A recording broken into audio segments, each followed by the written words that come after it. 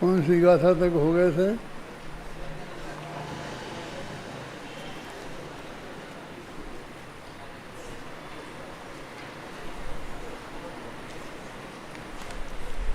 नए अधिकार की एक ही गाथा हुई थी।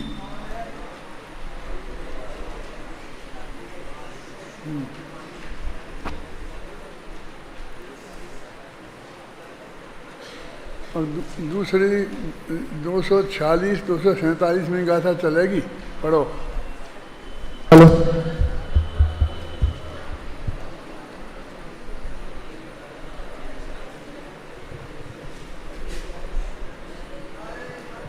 अर्हन्ताद सुभक्ति वत्सलदा पवर्णाभिजोते सुः वेच्चद जदि सामन्ये सासु जुत्ता भवेचर्या वन्दनमंसणेम अपुत्ताणानुगमन पड़ेवते समणेषु समावण हो न निंदिदाराग चरेयमहि वात्सल्य प्रवचन रतों में अरभक्ति अरहत आदि में बस यही चले श्रमण जन की कही शुभ उपयोग है श्रमण जन के प्रतिबंधन नमन एवं अनुगमन विनय परिहार निंदित नहीं है जिन मार्ग में। जो भी शुद्धोपयोगी श्रमण हैं, जब वे शुभोपयोग में आते हैं, भाषा तो ऐसी बोली जाती है शुभोपयोगी श्रमण और शुद्धोपयोगी श्रमण, जैसे कोई दो अलग अलग प्रकार के श्रमण हों। श्रमण तो एक ही है, वही हर अंतर्मुहूर्त में छठवें से सातवें गुणस्थान में जाते हैं और छठवें से सतवें में आते हैं। या तो वे आगे बढ़ जाएं और आगे नहीं बढ़ेंगे तो छठवें में आना अनिवार्य है, और छठवें से फिर सातवें में नहीं जाएंगे तो फिर नीचे गिर जाएंगे, क्योंकि इन दोनों गुणस्थानों का काल अंतर्मुहूर्त है। फिर भी छठवें से सातवें का आधा ही है। एक मुनि छठवें सातवें गुणस्थान में जाते रहे हैं तो लगातार अंतर्मुहूर्त तो वो न छठवें में रहे न सातवें में रहे, लेकिन यदि जोड़ लगाओ पूरा तो शुद्धोपयोग का काल 8 घंटे होगा और शुभोपयोग का काल 16 घंटे होगा। इसका अर्थ हो गया ना कि सातवें गुणस्थान का काल कम है, आधा है, और छठवें का डबल है, लेकिन दोनों ही अंतर्मुहूर्त हैं। कि अंतर्मुहूर्त तो कई प्रकार के होते हैं ना, इसलिए वो निरंतर आते जाते रहते हैं। इसलिए जब हम कोई शुभोपयोगों की निंदा करते हैं, शुभोपयोग की, तो वास्तव में वो शुभ भाव की निंदा है जो अज्ञानी जीवों में होती है। शुभोपयोग के बारे तो वो ये कह रहे हैं कि वो शुभ भाव तो बहुत प्रकार के होते हैं, जीवों पर दया, पशु पक्षियों पर दया, ये सारी जो चीज़ें हैं ये सब शुभ भाव में आती हैं। और अकेले यही नहीं, और भी तरह के, अब ये आजकल के स्कूल खुलवाते हैं, अस्पताल खुलवाते हैं, पढ़ाने की सब व्यवस्था होती है, और हमारे पंडित लोग व्याख्यान देते हैं कि वो ज्ञान दान है और वो औषध दान है, और जगह जगह भोजनालय खुलवा देते हैं, वो कहते हैं वो आहार दान है, बोलते कि नहीं बोलते हैं। और बाहुबली व्यायामशालाएँ खुलवा देते हैं तो वो कहते हैं वो अभय दान है, अच्छे मजबूत हो जाओगे तो तुम भय नहीं लगेगा, तुम्हें किसी से डर नहीं लगेगा। लेकिन ये चारों चीज़ों में कुछ दम नहीं है। आहार दान जो श्रावक जन मुनिराजों को देते हैं नवदा भक्ति पूर्वक, उसको आहार दान बोलते हैं। बहुत से बहुत उसको नीचे उतारो तो 5वें गुण स्थान वालों को हो जाए, कदाचित 4थे गुण स्थान वालों को भी हो जाए। लेकिन वो दान थोड़ी, वो तो व्यवहार है, वो तो उसे दान कहना शोभा तक नहीं है। जैसे हमने अपने मेहमानों की जो भोजन कराया, ज्ञानी धर्मात्मा विद्वानों को भोजन कराया, तो सामान्य व्यवहार है। जो हमने निमंत्रण दे के कराया किया वो तो व्यवहार ही है।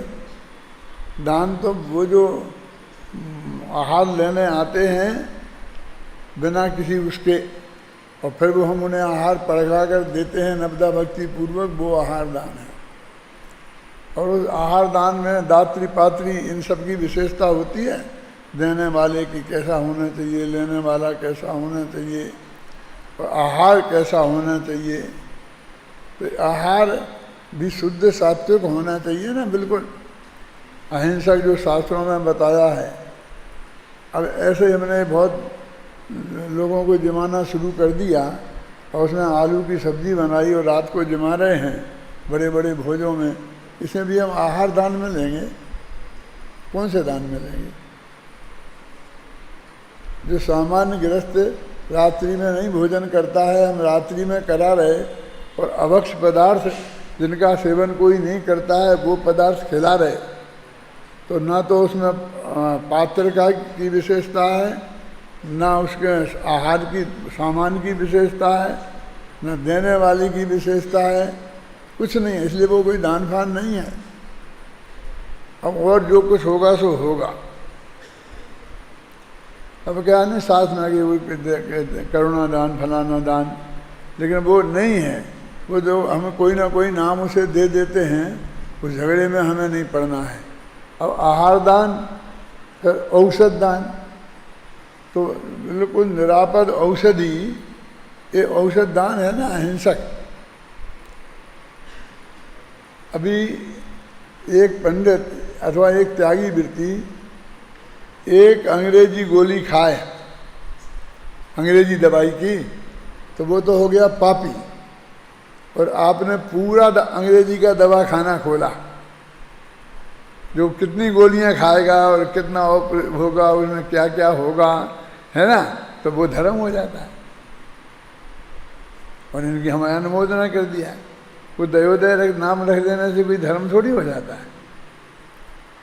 क्या औषध दान यही है?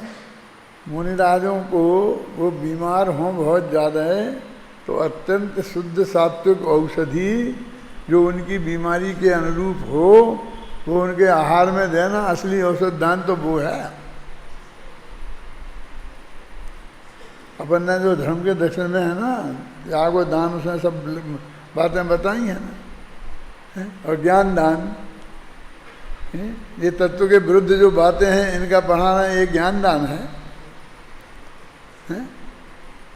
कि मूल तत्व ज्ञान की बात ये ज्ञान दान में आती है। मैं कुछ पढ़ाई की निंदा नहीं करना चाहता हूँ, लेकिन मैंने एक दिन आपको विनोबा भावे का उदाहरण दिया था, है यार। तो उसमें ये कहा था कि वो सारे सर्टिफिकेट इकट्ठे करते गए और फिर बाद में उनने जला दिए। तो उनकी माँ ने पूछा कि यदि तुझे जलाने ही थे तो तूने इकट्ठे क्यों किए? तो उनने कहा मुझे पढ़ना था और स्कूलों में नियम था कि ये परीक्षा पास नहीं करूं तो आगे की में नहीं आ सकते, आगे की में पढ़ूं तो आगे में नहीं आ सकते। अब मान ले आपको शास्त्री करना है, शास्त्री तो आपको करना है पढ़ने के लिए, समय सार पढ़ के आत्मा का कल्याण करने के लिए। अब जो कोर्स है गवर्नमेंट की शास्त्री की डिग्री लेनी है, क्योंकि अभी हम गृहस्थ में है ना, तो हमें उसकी ज़रूरत है, हमें नौकरी करनी पड़ेगी, जो भी करना पड़ेगा, तो उसके लिए हमें वो पढ़ना पड़ता है। तो भी वो ज्ञान दान में थोड़ी शामिल हो जाएगा। वो तो हमारे को आचार्य विनोबा जैसी मजबूरी है कि उसकी तरह लगे हमने उसकी पढ़ाई करनी, वो डिग्रियाँ हमने इकट्ठी करी, है ना। लेकिन ये जो जैन तत्व ज्ञान है असली, तो इसको ही यही ज्ञान दान में आएगा ना। और फिर अभय दान क्या है? आहार, औषधि और ज्ञान दान, तीन तो हो गए ना। तो अभय दान शास्त्रों में ये लिखा है कि केवली भगवान के होता है। तो केवली भगवान क्या अभयदान देते होंगे? उनकी दिव्य ध्वनि खिलती है तो ज्ञान दान तो हम बता दें ना।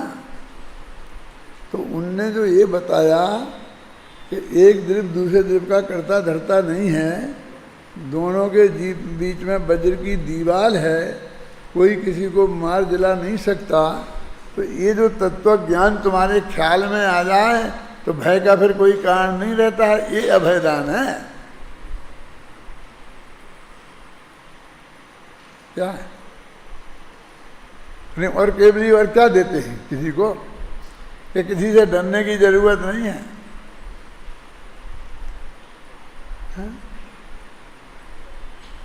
वो आते एक छंद आता है ना, अहरनिशं बरसति बारी बाहा तथापि पत्रः तृतीयः पलासा। ऊपर की पंक्ति क्या है, कोई बता सकता है? तुष्टो हि राजा यदि सेवकेभ्या भाग्यात् परम नैव दधाति किंचित बहिर्निशं बरसति बारी बाहा तथापि पत्रः तृतीयो पलासा। पलास जानते हो किसे कहते हैं? ये जंगल में एक पेड़ होता है, छोला बोलते हैं अपन गांव की भाषा में, बुंदेलखंड में। संस्कृत में पलास बोलते हैं उसको। उसमें लाल लाल फूल लगते हैं और होली के समय उन फूलों से रंग निकाल निकाल के होली खेलने का काम करते हैं ना।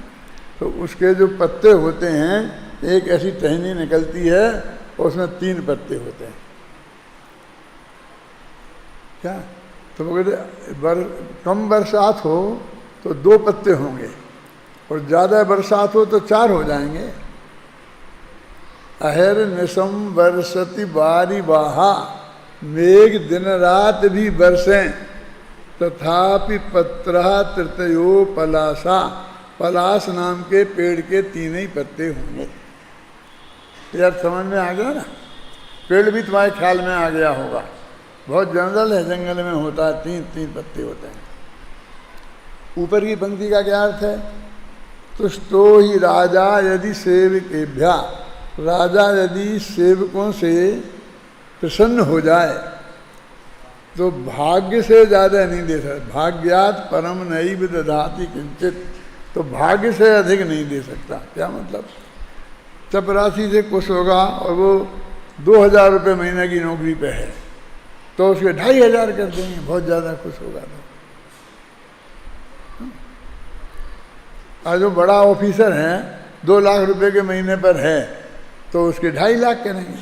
देखो, दोनों से खुश एक सा हुआ, दोनों ने एक सी सेवा की, तो भी इसको 500 रुपये की वृद्धि और उसको 50,000 की वृद्धि।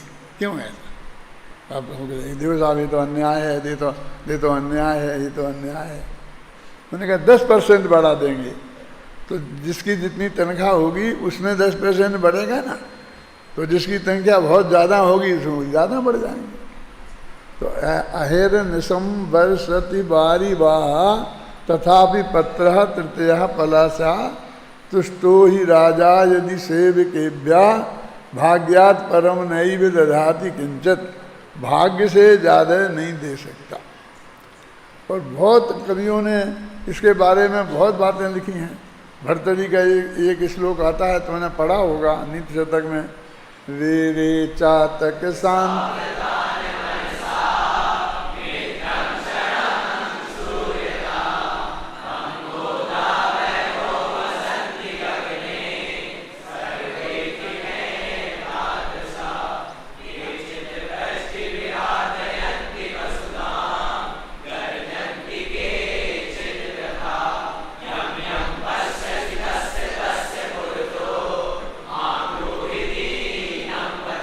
जब तुम्हें छंद याद है तो अर्थ भी ख्याल में आ ही गया होगा।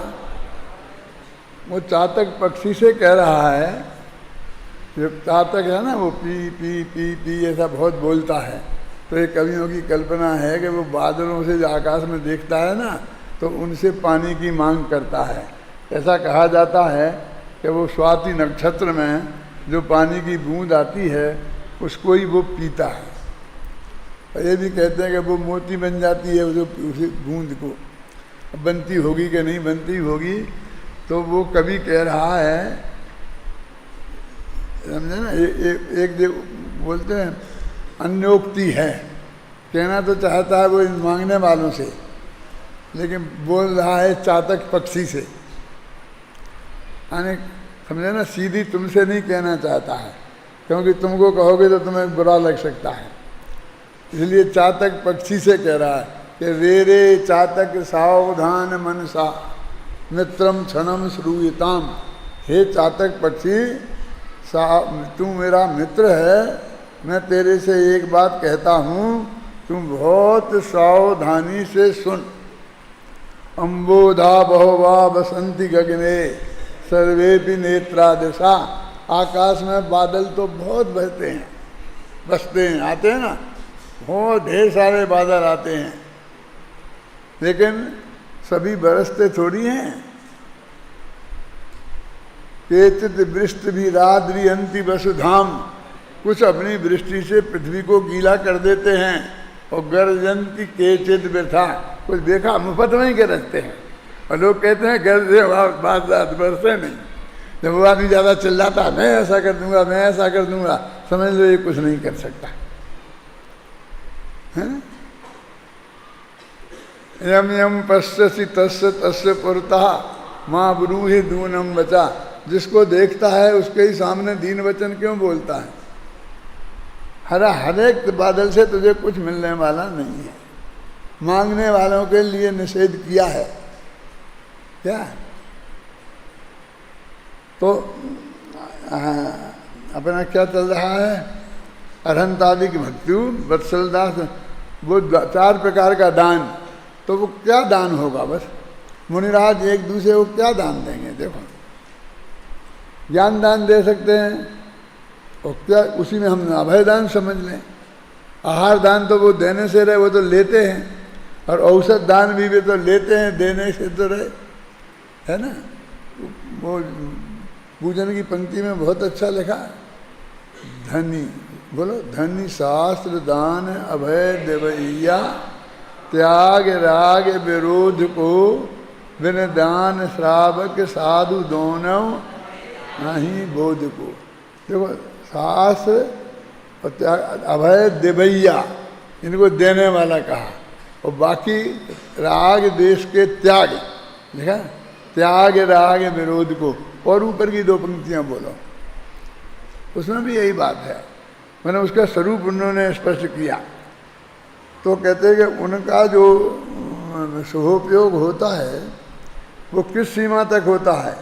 तो ये जो प्रवचन में रत हैं, जो जीव भगवान की दिव्य ध्वनि सुनते हैं, मैं जनवाणी पढ़ते हैं, प्रवचन सार पढ़ते हैं, ये है ना प्रवचन का सार, उनसे वात्सल्य और अरहंत आदि में भक्ति, में 10 भक्ति आती है ना मुनिराजों की, जो उस मार्ग को प्राप्त कर चुके हैं उनमें भक्ति। बस यही चर्या श्रमण जन की कही है। उस शुभ उपयोग में श्रमण जनों की यही चर्या कही है। बस ये करते हैं। यदि वो छात्र में से सत में आएंगे तो क्या करेंगे, हैं कि जो प्रवचन सुनते हैं उनसे वात्सल्य भाव रखेंगे और अरहंत आदि की भक्ति करेंगे। मतलब ये है कि शास्त्र लिखना भी इसमें ही आ गया, बोलना, पढ़ना, पढ़ाना, है ना, वाँचना, प्रेक्षना, अनुप्रेक्षा, हमना, यही करेंगे ना। तो उनका वो ध्यान नाम का जो तप है वो उनके मुख्य है, 7वें गुण स्थान वालों के। और जो स्वाध्याय नाम का तप है वो मुख्यतः 6वें गुण स्थान वालों के है। श्रवण जन, और फिर अभी और क्या, श्रवण जन के प्रति वंदन नमन एवं अनुगमन। अब श्रवणों को अपने जो सीनियर मोस्ट हैं उनको वंदना करते हैं, नमन करते हैं, अरहंत को नमन करते हैं। और उनका अनुगमन, वे विहार करते हैं तो उनके पीछे पीछे, ऐसा नहीं कि आगे चल के बराबरी पर नहीं चलते, ये मर्यादा का उल्लंघन है, ख्याल में है ना। और विनय और सिर में परिहार, यदि वो बहुत थक गए हों, क्योंकि ऑटोमेटिक जो गुरुजन होंगे वे बुजुर्ग होंगे, और बीमार भी हो सकते हैं। तो उनमें यदि थकावट आ गई हो तो उनको श्रम का परिहार, माने उनके पैर में दबा देना, उनकी थकावट को दूर करने की प्रक्रिया, बस उनके हाथ पैर तक ही, क्योंकि वो बाजार से कोई तेल मेल ला करके उसकी मालिश तो कर नहीं सकते, बस हाथ पैर दबा दिए, समझे ना।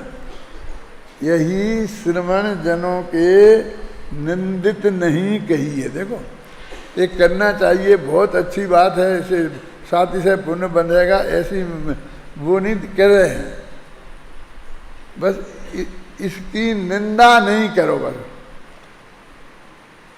बस निंदित नहीं है, बस हम इतनी कह रहे हैं। सुनो कितनी मर्यादा की बात है सुगानी जी, ये क्रियाएं उनके जीवन में निंदित नहीं है। मेरी भाषा में मैं कहूँ तो मैं कहता हूँ माफी के काबिल अपराध हैं। ये मेरा वाक्य है, जब भी मैं कहता हूँ माफी के काबिल अपराध हैं, है ना। दो गाथाएं हो गई, अभी कुछ ज़्यादा इसमें है नहीं, टीका पढ़ लेते हैं, क्या करें। सकल संग के संन्यास रूप श्रामण्य होने पर भी संपूर्ण परिग्रह का त्याग का उनका श्रमणों का नियम है। कषायांश के आवेश बस से केवल शुद्धात्म परिणति रूप से रहने में स्वयं अशक्त मुनिराज, अब वो छठवें गुणस्थान में आए हैं, तब उनको ये अशक्त कह रहे हैं कि वे छठ में क्यों आए, कि वो सातवें गुणस्थान में रहने की क्षमता नहीं रही उनमें, इसलिए अशक्त कह रहे। जब 47 शक्तियों का वर्णन है ना, तो उसमें एक किसी ने कहा कि ये तो निर्मल पर्याय हैं, उसमें निर्मल पर्याय को शामिल करीने बात है, गुरुदेव का ये वाक्य है।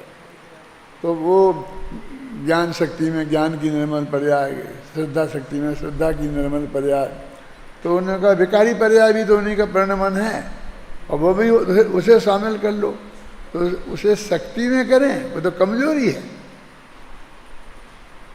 आप समझिए ना, शक्ति में निर्मल पर्याय को शामिल किया जा सकता है, विकार को शामिल नहीं किया जा सकता है।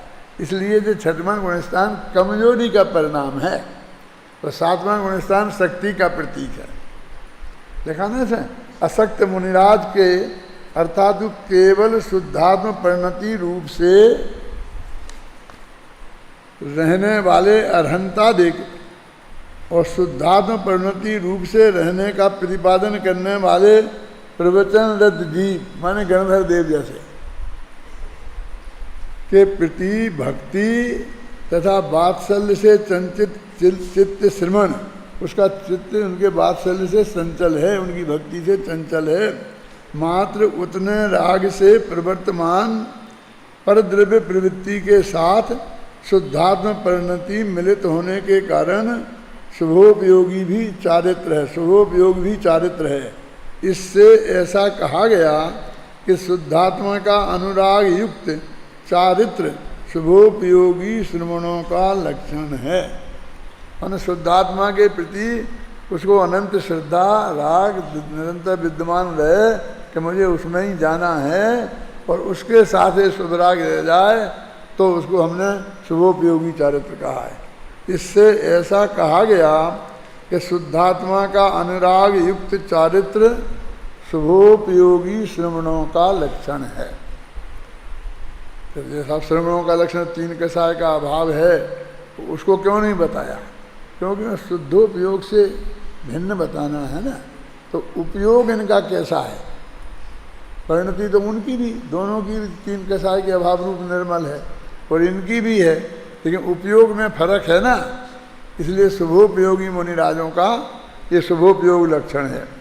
शुभोपयोगियों के शुद्धात्मा के अनुराग युक्त चारित्र होता है, इसलिए जिन्होंने शुद्धात्म परिणति प्राप्त की है, ऐसे श्रमणों के प्रति जो बंधन नमस्कार अभ्युत्थान, अभ्युत्थान जब वे आएँ तो खड़े हो जाना, अनुगमन और उनके पीछे पीछे चलना, विनीत बर्तन विनय पूर्वक व्यवहार करना की प्रवृत्ति और शुद्धात्म परिणति की रक्षा का की निमित्त भूत ऐसी जो श्रम को दूर करने की वैयावृत्ति रूप प्रवृत्ति वह शुभोपयोगियों के लिए दूषित नहीं है। दूषित नहीं, बहुत बड़ा दोष नहीं है। क्या ये कह रहे हैं, मतलब इतनी चीजें, इनके अलावा तो कुछ होना ही नहीं। तो इतनी चीजें हों और वो भी ऐसे कह रहे हैं जैसे बड़ी कृपा करके उनने छोड़ दिया हो। फिर इतना कहने के बाद भी आगे कहने वाले हैं कि वो उस काल में उनसे जो बंद होता है वो उससे बचेंगे नहीं, बंद तो होगा ही। बस हमने तो इतनी हो गई तो तुम पे दंड नहीं लगाया, निकाला नहीं कि तुम मुनि ही नहीं हो, कि तुम संस्था से निकाल दो, ये ऐसी बात नहीं। ये कह रही है यहाँ दूषित नहीं है। अब आचार्य जयसेन क्या कहते हैं, इससे यह कहा गया कि स्वयं शुद्धोपयोग रूप लक्षण परम सामायिक में ठहरने में के लिए असमर्थ मुनि, माने 7वें गुणस्थान में नहीं रह पाए, कि शुद्धोपयोग के फलस्वरूप केवल ज्ञान परिणत अन्य जीवों के प्रति, शुद्धोपयोग की वजह से जिन्हें केवल ज्ञान हो गया वे, और उसी प्रकार शुद्धोपयोग के आराधिक जो 8वें 9वें 10वें गुणस्थान वाले हैं उनके प्रति भक्ति भाव, और शुभोपयोगी श्रवणों का लक्षण है। शुभोपयोग के साधक शुभोपयोग में लिप्त मुनिराजों को रत्नत्रय की आराधना करने वाले शेष पुरुषों के विषय में इस प्रकार की शुभोपयोग प्रवृत्तियाँ योग्य ही हैं। मतलब वही भाषा है। अब इन गाथाओं में यह बात अत्यंत स्पष्ट रूप से कही गई है कि अनंतानबंदी आदि 3 कषाय चौकड़ी और मिथ्यात्व का अभाव कर देने वाले 6वें गुणस्थानवर्ती मुनिराज भावना तो निरंतर यही रखते हैं कि वे सदा शुद्धोपयोग में रहें, पर पर्यायगत कमजोरी के कारण जब यह रहना संभव नहीं हो रहता तब वे अरहंतादिक की भक्ति प्रवचनरत जीवों के प्रति वात्सल्य भाव से प्रवर्तते हैं। यदि वे शुभोपयोगी मुनिराज सच्चे संतों को वंदन नमस्कार उनकी विनय और वैयावृत्ति करते हैं तो भी वे निंदनीय नहीं हैं। तो भी मैंने एक करना तो नहीं चाहिए, करते हैं तो हम उनकी निंदा नहीं करेंगे, बस बात है। जो कहते हैं निंदा प्रस्ताव पास कर दो, उनने ऐसा काम किया तो हम निंदा नहीं करेंगे, बस इतना ही स्थान हमने दिया है इन चीज़ों को।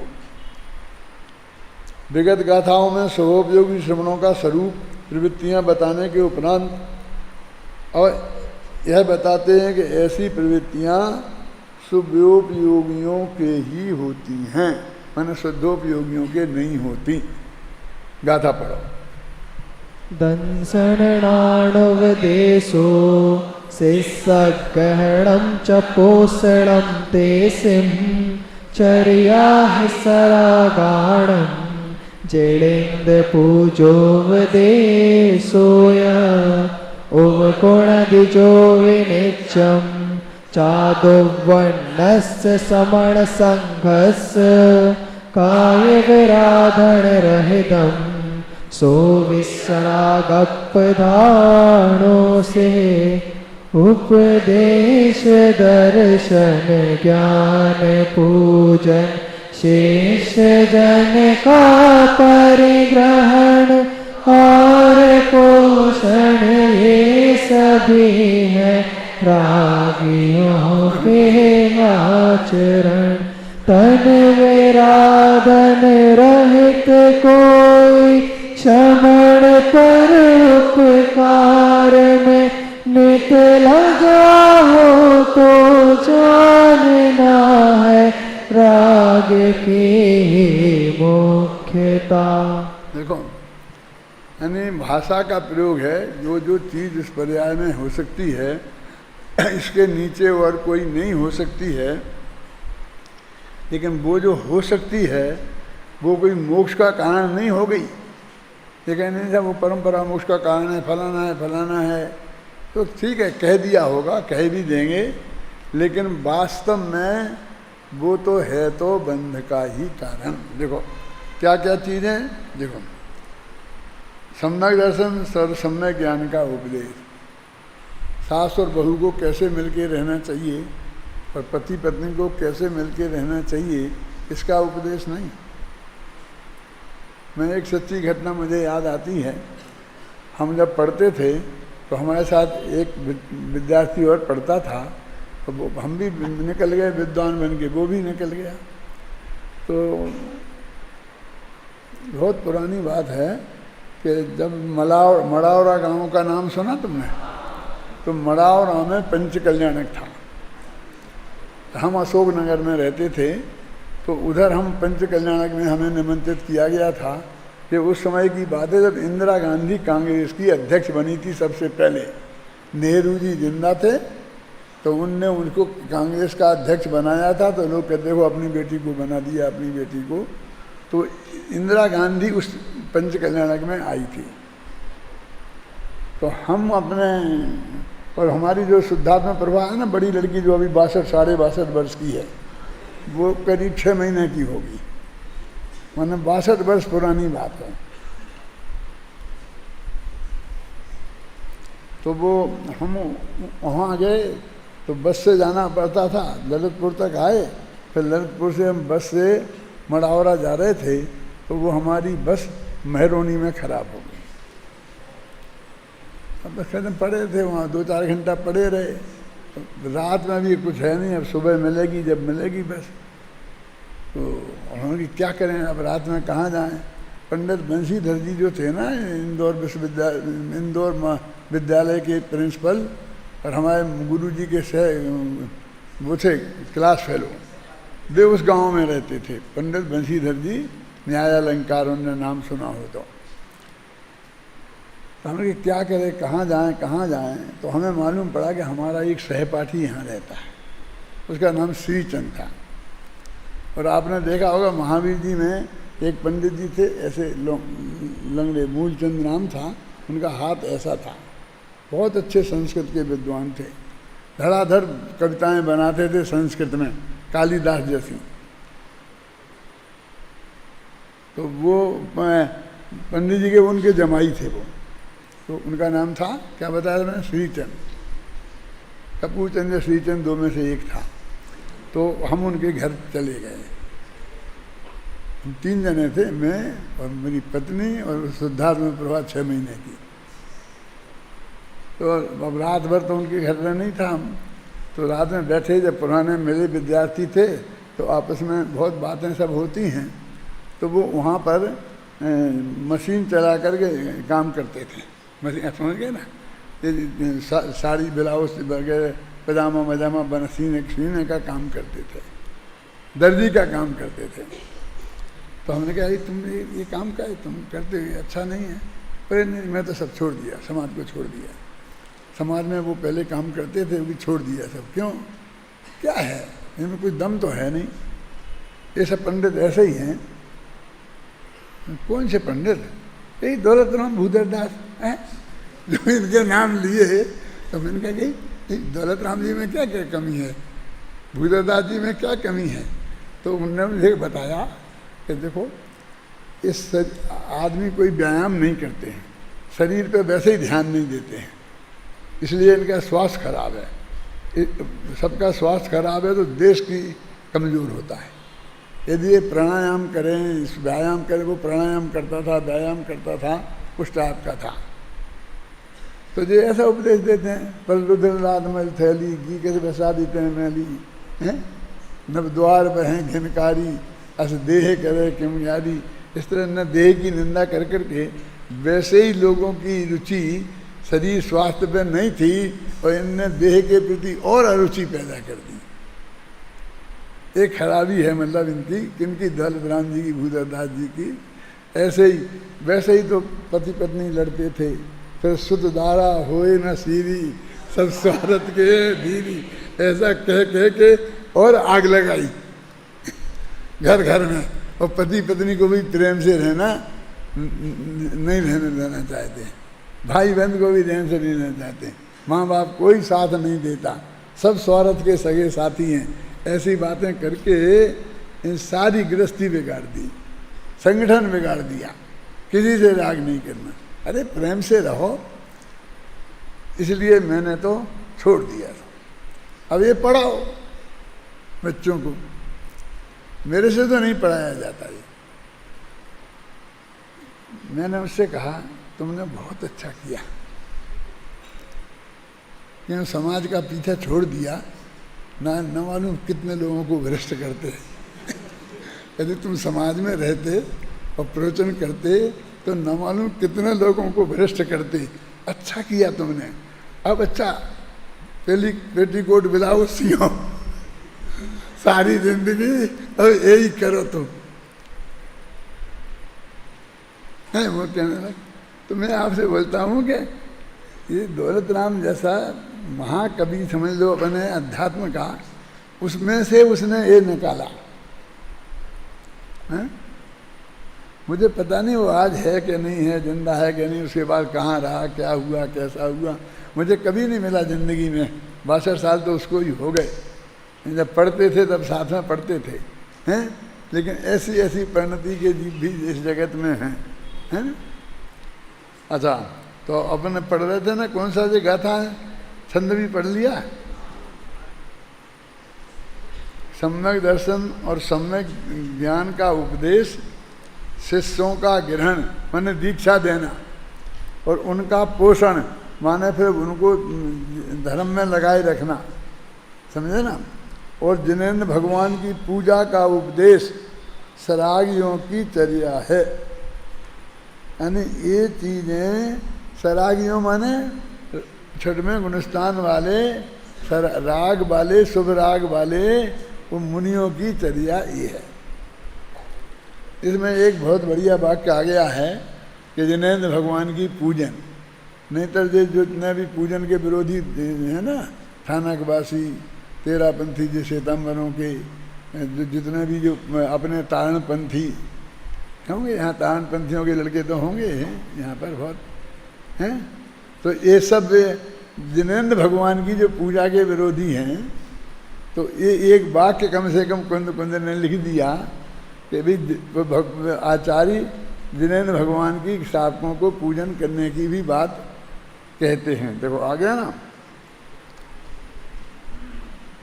अनुग्रह करने की भावना पूर्वक सम्यक दर्शन ज्ञान के उपदेश की प्रवृत्ति, शिष्य ग्रहण और उनके पोषण की प्रवृत्ति, जिनेंद्र पूजन के उपदेश की प्रवृत्ति शुभोपयोगी के ही होती है, शुद्धोपयोगियों के नहीं।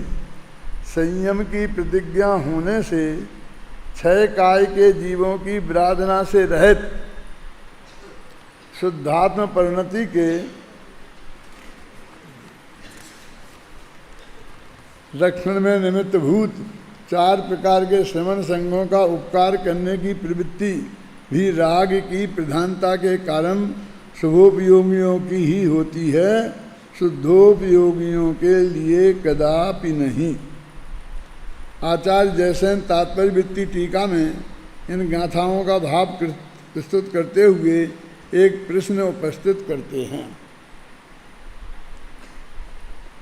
शुभोपयोगियों के भी किसी समय शुद्धोपयोग रूप भावना दिखाई देती है, और शुद्धोपयोगियों के भी किसी समय शुभोपयोग रूप भावना देखी जाती है। श्रावकों के भी सामायिक के आदि समय शुद्ध भावना देखी जाती है। ऐसी स्थिति में शुद्धोपयोगी और शुभोपयोगियों में भेद करना कैसे संभव है। अब ये देखो, 2 भेग में बांट दिया ना, ये शुभोपयोगी मुनि हो, एक शुद्धोपयोगी। तो उनको वो बात पसंद नहीं आई कि मुनि तो एक ही है ना, वही शुद्धोपयोग में और वही शुभोपयोग में। तो वे कहते कि उनको ऐसा क्यों निंद कहते हो, क्यों वे भी कभी शुद्धोपयोगी होते हैं, है ना, और वो भी कभी शुभोपयोगी होते हैं। और नीचे क्या लिखा ना, शुभोपयोगी सामा, और तो नीचे श्रावकों में भी माने शुद्धोपयोग होता तो है ना, बहुत अल्पकाल, 15 दिन में 1 दिन सही, 6वें 7वें में हर अंतर्भूत में, पंचम गुण स्थान में 15 दिन में 1 बार, तो चौथे गुणस्थान में 6 महीना में कम से कम एक बार। लेकिन होता तो है ना वो शुद्धात्मानुभूति शुद्धोपयोग, तो उनके भी होता है, तो उनको ये कहता शुद्धोपयोगी क्यों कहते हो? ये भी शुद्धोपयोगी तो हैं, थोड़ा सही, कम सही। हाँ समझ गए ना? देखो लोक में है ना धनवान, तो ऐसा भी पूछा सर्वा सिद्धि वगैरह में कि ऐसा कौन गृहस्थ है जिसके पास धन नहीं है? 5 रुपया सही, लेकिन है तो है ना? तो वो कहते कि नहीं, लोक में जिनके पास प्रचुर धन होता है उनको धनवान कहते हैं।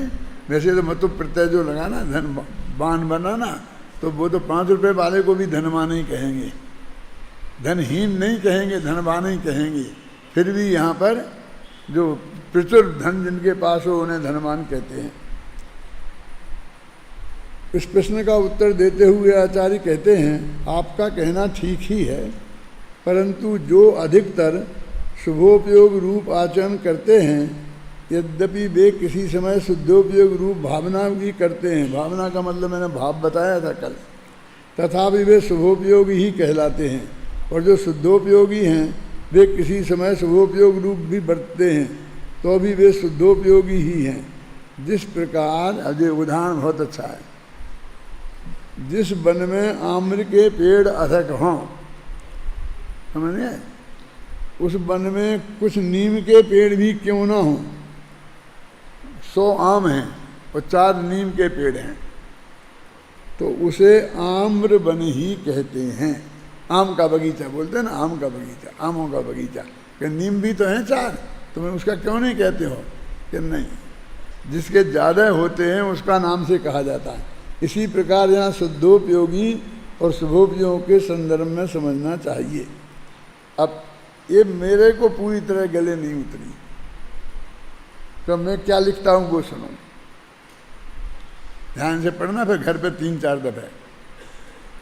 एक अपेक्षा यह भी तो हो सकती है कि अनंतानुबंधी 3 कसाय चौकड़ी के अभाव से होने वाली शुद्ध परिणति संपन्न मुनिराज शुद्धोपयोग के काल में शुद्धोपयोगी हैं और शुभोपयोग के काल में शुभोपयोगी हैं।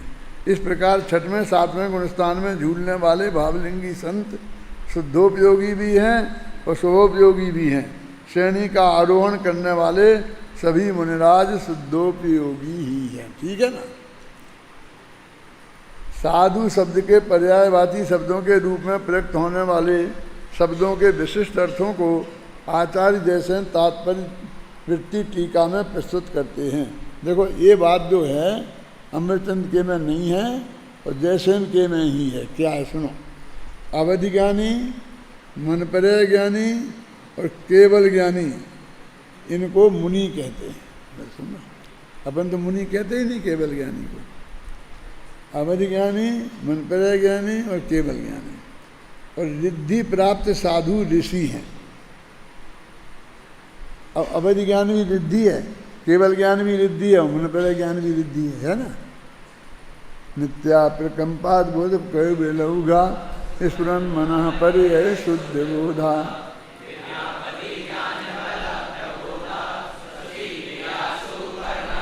और जो अपन ने इसका पद्यानुवाद किया ना, उसमें भी एक पंक्ति डाली है ना, केवल ज्ञान। क्या बोलो, कौन बोल सकता है? तुम लोग? हाँ,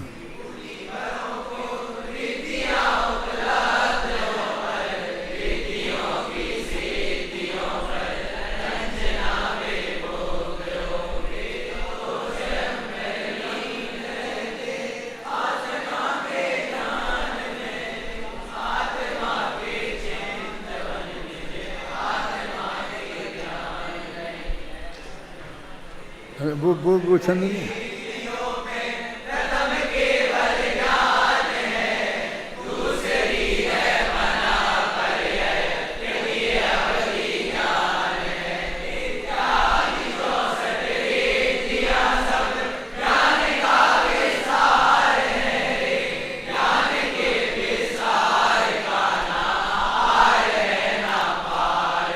कालिदास का तुम्हें वो मालूम है?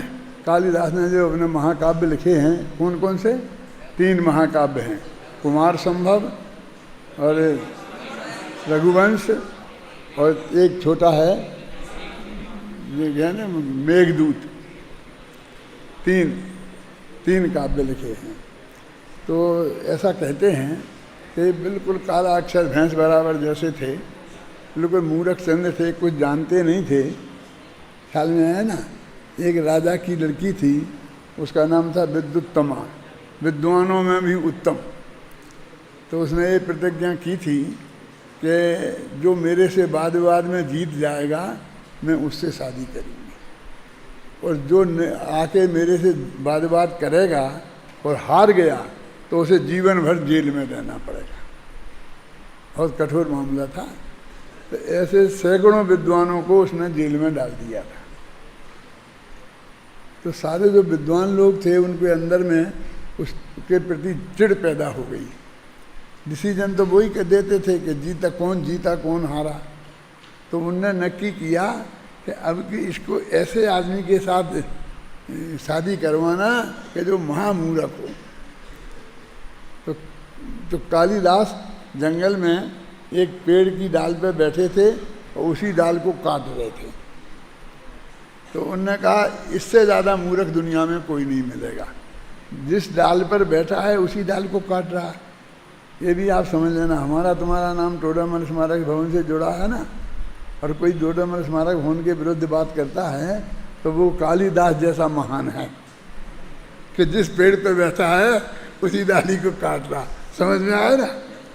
तो उससे बोले चल तेरी शादी राजा की लड़की से कराते हैं क्या। तो वो मुझे क्या कहा कि मैं तो नहीं, कि तुम वाद करना पड़ेगा और तुझे जीतना पड़ेगा, नहीं तो जेल में रहना पड़ेगा। यानी मुझे कोई शादी वादी नहीं करना, मुझे किसी से, कि तू चिंता मत कर, हम तेरे को जिताएंगे। तो उसे कहे तू तो चुप रहना, बोलना मत, बस हम देख लेंगे फिर। तो वो आया कि साहब ये विद्वान है, बहुत बड़ा विद्वान है, ये बात बहस करेगा। तो उन्हें ये तो मौन व्रत है इनका, तो ये बोलते तो हैं नहीं, तो इशारों में ही बात करेंगे क्या। तो उस लड़की ने ऐसी एक उंगली उठाई, इस जगत में एक ही परमात्मा है, मतलब उसने ऐसा कहा। तो उसने कहा एक मुझे बता रही, एक कह रही है मैं तेरी आँख फोड़ दूंगी, आँख में लगाऊंगी, ऐसा बात कह रहे हैं। तो उसने दो बता दी कि मैं तेरी दोनों फोड़ दूंगी। तो कि ना ठीक है, ये जीत गई। क्यों कि दो है ना, एक ब्रह्म और एक माया, दो है ना, तो जीत गई। और सब बंदों ने मिलके उसको जिता दिया। वो भी समझ गई कि इतना विद्वान है और इसका जीत गया है, तो उसके साथ शादी हो गई। जब शादी हो गई तो मुँह रखते तो थे, जब मिले तो जब बातचीत करी तो उसने बहुत अपमान किया इनका, तो घर से निकाल दिया। कालिदास को घर से निकाल दिया। तो जंगल में रहे ऐसे करते करते, फिर बाद में ये सिद्धि विद्धि हुई और ये बहुत अच्छे टोपी के विद्वान बन गए। तो वे अपने घर लौट के आए और उन्होंने किवाड़ खटखटाए, ऐसे समझे ना। तो वो अंदर से आई और उसने कहा कौन। तो उसने कुछ बोला, संस्कृत में बोला। तो अंदर से उसने जवाब दिया अस्ति कश्चित बाग विशेषा, कि वाणी में कुछ विशेषता है। अब मतलब वैसा मूर्ख नहीं है। तो इसी एक वाक्य पर 3 महाकाव्य लिख दिए उसने। और अस्ति शब्द से कुमार संभव शुरू होता है। अस्तेश्वर उत्तर दिशायाम हिमालयो नाम नगाधि राजा। इस भारत की उत्तर दिशा में हिमालय नाम का नगाधिराज महापर्वत है, और इससे शुरू होता है कौन, कुमार संभव। फिर दूसरा रघुवंश है, तो बागार्थ है संपत्तु, तो है ना, उसमें दूसरा शब्द अस्ति बाघ विशेषा, तो बाघ से उससे वो शुरू किया। फिर तीसरे से वो शुरू किया। 3 वाक्यों से 3 महाकाव्य कालिदास ने लिख दिए। तो ऐसा मैं भी चाहता था कि तुम लोग वो पढ़ो, तुम्हें याद हो जाए वो, लेकिन मैंने कहा नहीं था अभी तक। लेकिन आज तुमसे पूछ लिया और तुम लोगों ने सबने 10-20 लोगों ने बोला तो मुझे लगता है अस्ति कश्चित है कि उस पर भी तुम लोगों का ध्यान गया है ना। देखो क्या पढ़ रहे हैं अपन,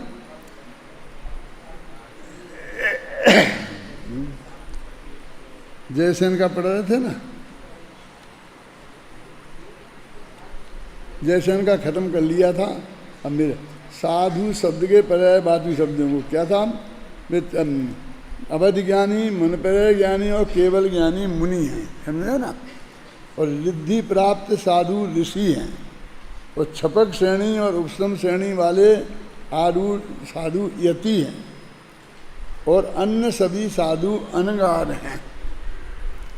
इसलिए पंडित आशाधर जी ने अनगार धर्मामृत लिखा, ऋषि धर्मामृत नहीं लिखा, मुनि धर्मामृत नहीं लिखा। माने कम से कम जो सबसे कमजोर साधु हैं उनकी चर्या कैसी होती है ये बताने के लिए अनगार सागार धर्मामृत और अनमार धर्मामृत, उनके दो, उनका धर्मामृत नाम की किताब है। इसके 2 अध्याय हैं, 2 खंड हैं, एक सागार धर्मामृत और एक अनगार धर्मामृत, है ना। अनगार धर्मामृत बहुत अच्छी कृति है, उसमें न्यायों का वर्णन बहुत अच्छा है। पंडित आशाधर जी बहुत उच्च कोटि के विद्वानों में थे, मुनियों की लाइन लगी रहती थी उनके पास पढ़ने के लिए, और अमृतचंद्राचार्य भी उनके पास पढ़े थे। उसमें लिखा है कि ठक्कुर अमृतचंद्र प्रभृत्या मुनिया, ठाकुर अमृतचंद्र जो ठाकुर जाति के थे ना, बर्मा ऐसा कुछ थे, तो इसलिए वो उनके पास पढ़ते थे, ऐसा लिखा है। बहुत अच्छा ग्रंथ है। अब देखो ऋषि होते हैं, अब ऋषि 4 प्रकार के होते हैं, राजर्षि, ब्रह्मर्षि, देवर्षि और परमर्षि। ऋषि आ गया ना हर एक में। तो विक्रिया और अक्षीण रिद्धि को प्राप्त साधु राजर्षि हैं, बुद्धि और औषधि रिद्धि को प्राप्त साधु ब्रह्मर्षि हैं, आकाशगमन रिद्धि से संपन्न साधु देवर्षि हैं, और केवल ज्ञानी परमर्षि हैं। तो वे तो उन्हें तो मुनि कहा था वहाँ, और यहाँ ऋषियों में भी ले लिया केवल ज्ञानियों को। मुझे याद है मैंने सुना था थोड़ा, पंडित जब वो अपने थे ना, कौन अरुण भैया कह रहे, अरुण बंड, तो वो तुम्हें पढ़ाया था ना रिद्धियाँ, तो मैंने भी थोड़ी पढ़ी थी, सुनी थी घर से, है ना। उन्होंने बहुत अच्छा किया। वो जो यहाँ आए थे पढ़ने के लिए, तो उस वक्त हमारे जो पंडित जी थे परमेश्वर मिश्र, तो उनका आना बंद हो गया था। वो बहुत अच्छा पढ़ाते थे। तो मुझे कहाँ से हम काम बाहर से विद्वान लाएंगे, तो अपने यहाँ के विद्यार्थी निकलते थे, उन्हीं को पढ़ाने के लिए रखते थे। अभय कुमार जी को रख लिया था, शांति पाटिल को रख लिया था, राकेश जी को रख लिया था। जो निकलते थे सबको हम रख लेते थे यहीं पढ़ाने के लिए। तो कि व्याकरण कौन पढ़ाएगा, तो कोई तैयार नहीं होता। लक्ष्मण कौमदी नहीं पढ़ा सकते, आप लोगों में से कोई भी तैयार नहीं होते हैं। तो इसको हमने अरुण को तैयार किया था कि तुम व्याकरण क्या पढ़, तुम व्याकरण में शास्त्री कर, जैन दर्शन में शास्त्री मत कर, जैन दर्शन से हटा के व्याकरण में शास्त्री कर, और तेरी यहाँ परमानेंट नियुक्ति अभी से नक्की, सारी जिंदगी तुझे यहाँ रह करके ये पढ़ाना है। तो उसने व्याकरण शास्त्री कर लिया, अब आचार्य भी कर लिया होगा, और अच्छा विद्वान है। लेकिन फिर वो गवर्नमेंट की सर्विस में चला गया, तो हम रोकते तो किसी को है नहीं, जाता है तो अब अपन को भी मिलते गए, नहीं तो हमने अपने लिए ही तैयार किया था। फिर बाद में हमने किसी को तैयार नहीं किया, हमने कहा फिर पढ़ाएंगे, फिर चला जाएगा, क्या फायदा है। हो गया ना। इन सभी के सुख दुख आदि विषयों में समता भाव होने से ये सभी श्रमण हैं। उक्त गाथाओं में अत्यंत स्पष्ट शब्दों में यह कहा गया है कि शुद्धोपयोगी मुनिराजों के तो किसी भी प्रकार की सरागचर्या होती ही नहीं। छठ में गुणस्थानवर्ती शुभोपयोगी संतों की भी सरागचर्या मर्यादित ही होती है। जो भी होती है उसमें आत्मकल्याणकारी तत्वोपदेश, शिष्यों का ग्रहण और वे धर्म मार्ग में लगे रहें इस भावना से परिपोषण, और गृहस्थों को तत्वोपदेश साथ साथ दिन पूजनादि करने का उपदेश ही होता। उन मुनिराजों के इतनी ही क्रियाएं हैं, समझे ना। विगत गाथाओं में शुभोपयोगी साधुओं की विराधना रहित प्रवृत्ति का स्वरूप स्पष्ट कर अब इस गाथा में स्पष्ट करते हैं कि विराधना सहित प्रवृत्ति अनगारों की नहीं श्रावकों की होती है। यदि वो उससे नीचे उतरते हैं तो वो समझ लेना श्रावक हैं। गाथा का पद्यानुवाद इस प्रकार सुनना, अभी आज नहीं पढ़ाता हूँ, खत्म, फिर कल पढ़ाऊँगा। लेकिन एक बात कहना चाहता हूँ कि उनको पैर दबाने की इच्छा हुई ना, उन्होंने कहा भैया थोड़ा तेल ले आना, तेल भी लगा दूँ, बहुत रूखा बदन है महाराज का। तो वो कह रहे तुम गिरस्थ हो, तुम साधु नहीं हो, पहनो कपड़ा। क्योंकि जिसमें बाह्य सामग्री की जरूरत पड़े ऐसी से भैया वृत्ति तो गृहस्थों की होती है, गृहस्थ कर सकते हैं। साधु के पास क्या है, नग्न दिगंबर है, तो ऊपर क्या क्या है, पढ़ना, शास्त्र लिखना, नमस्कार करना, उनके पीछे पीछे चलना, यही बातें थी ना। और बहुत से बहुत बीमार हों, तकलीफ हों तो भैया वृत्ति करना। तो भैया वृत्ति भी कैसी कि जो अपने हाथ पैरों से ही हो जाए, समझे ना। वो दूसरी चीज़ की जरूरत नहीं पड़े तो वो तो दूसरी चीज़ है ना, फिर उसकी व्यवस्था जुटानी पड़ेगी, फिर वो कहीं ना कहीं से तो मांगना पड़ेगा। उनके पास तो पैसा होता नहीं है तो किसी गृहस्थ से मांगना पड़ेगा। तो आहार के लिए तो भिक्षावृत्ति हो सकती है मुनिराजों की, लेकिन वो तेल मेल दे दो और मालिश के लिए ये नहीं हो सकती, समझ गया ना। तो अब वो चर्या कैसी होती है, भैयावृत्ति की भी कहाँ तक मर्यादा है देखो, और शुभोपयोग की भी कहाँ तक मर्यादा है। ये बिल्कुल अमृतचंद्राचारी, कुंदाचारी और साथ में जयसेनाचारी सबको अपन ने लेकर जो उनने अपन को आज्ञा दी है वो अपन ने लिखी है। इसमें इसी की टीका की तो यही लिखेंगे और क्या लिखेंगे। और हमें सब समझना चाहिए अच्छी तरीके से क्या कि इनका वास्तविक स्वरूप क्या है, सिर्फ अपनी श्रद्धा को सम्यक करने के लिए। क्योंकि सम्यक दर्शन की प्राप्ति के लिए ये सत्य देवशास्त्र गुरु की का स्वरूप भी हमारे ख्याल में होना चाहिए। इसलिए किसी दूसरे की आलोचना के लिए नहीं, किसी दूसरे में क्या कमी है क्या नहीं है वो उसकी वो जाने, है ना। और ये शास्त्र उनके पास है ना, वो छपाया है और लिख के अपन सबको दे रहे हैं, फ्री में ही दे रहे, पहुंच रहा है सब तक।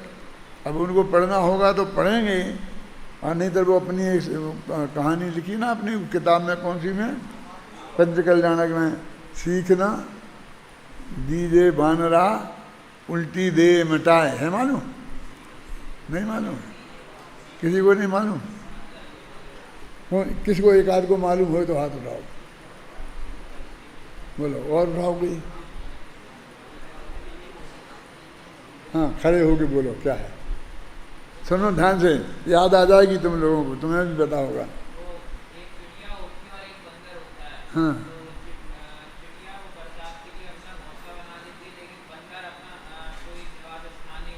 हाँ उस समय तो चिड़िया उस बंदर को बताती है कि बंदर तुम भी अपना घर बना लो जिससे तुम बच्चों से बच सको। लेकिन वो बंदर उसकी बात नहीं सुनता है। फिर चिड़िया जब रहने लगती है तो चिड़िया उसे एक बार दो बार तीन बार ऐसे बार बताती है। ये सब सुन के उस बंदर का मूड खराब होता है और वो गुस्से में आकर वो चिड़िया अपना हौसला ही तोड़ देता है। हाँ, इसलिए कहावत चल गई कि सीख न दीजे बानरा उल्टा दे मिटाए। उसको तुम शिक्षा दोगे तो तुम्हारा भी हौसला तोड़ के फेंक देगा। तो अपना शांति से अपना काम करो, आप समझना इसकी ज़रूरत नहीं है। अभी तुमको ये कहानी पूरी ढंग से पढ़नी हो तो पंचकल्याणक प्रतिष्ठा महोत्सव जिनमें मेरे प्रवचनों की किताब है ना, तो उसमें जाके देखना, पढ़ना, तो उसमें मिलेगी तीसरे चौथे व्याख्यान में।